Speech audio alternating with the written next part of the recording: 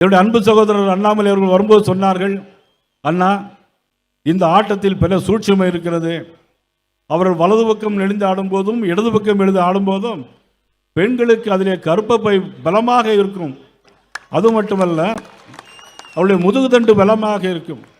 பெண்கள் குழந்தைகள் பேறுகாலத்தின் போது அது பெரிய உதவியாக இருக்கும். அது மட்டுமல்ல, பாரம்பரிய நடனம் சங்க காலத்தில் நாம் படித்திருக்கிறோம். குரத்திப்பாட்டு, பள்ளுப்பாட்டு என்றெல்லாம் படித்திருக்கிறோம். ஆனால் இந்த ராஜகணபதி ஆட்டம் இருக்கிறதே, இங்க பார்த்த உடனே எனக்கும் ஆடணும் போல தோணியது. ஒரு இடம் ஆடினேன். நானும் அண்ணாமலை அவர்களும் ஆடினோம். ஆனால் நாங்கள் இருவரும் இன்னொரு ஆட்டம் ஆடப் போகிறோம்.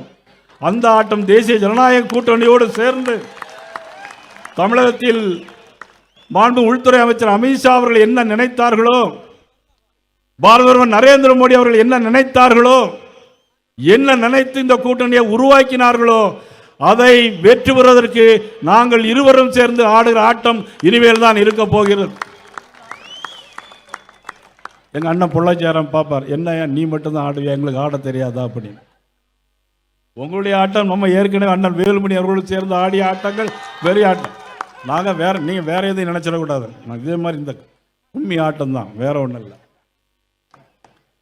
அத்துணை அளவிற்கு இன்னைக்கு தேசிய ஜனநாயக கூட்டணி வெற்றி பெற்று ஆட்சி அமைத்து வெள்ளி விழா கூட்டம், வெற்றி விழா கூட்டமோ என்று நினைக்கின்ற அளவிற்கு இந்த கிணத்துக்கடவு பகுதியில் நடந்திருக்கிறது.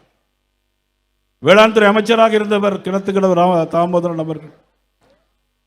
ஆனால் கிணத்து கடவு என்று சொன்னால் அது பாதை என்று பொருள், பாஸ் பண்றது என்று பொருள்.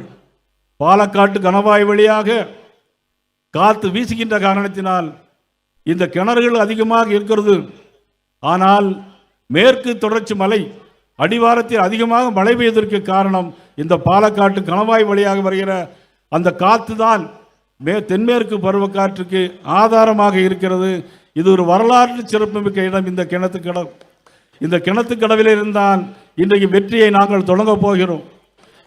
செய்திகளை உடனுக்குடன் தெரிந்து கொள்ள கீழ்கண்ட கேபிள் மற்றும் டிடிஎச் நெட்வொர்க்குகளில் எம்நாடு செய்தி தொலைக்காட்சியை காணுங்கள். பாதகம் செய்பவரை கண்டால் நாம் பயம் கொள்ளலாகாது பாப்பா. மோதி மிதித்து விடு பாப்பா, அவர் முகத்தில் உமிழ்ந்து விடு பாப்பா. அண்மை செய்திகளை உடனுக்குடன் தெரிந்து கொள்ள இணைந்திருங்கள் எம்நாடு தொலைக்காட்சியுடன்.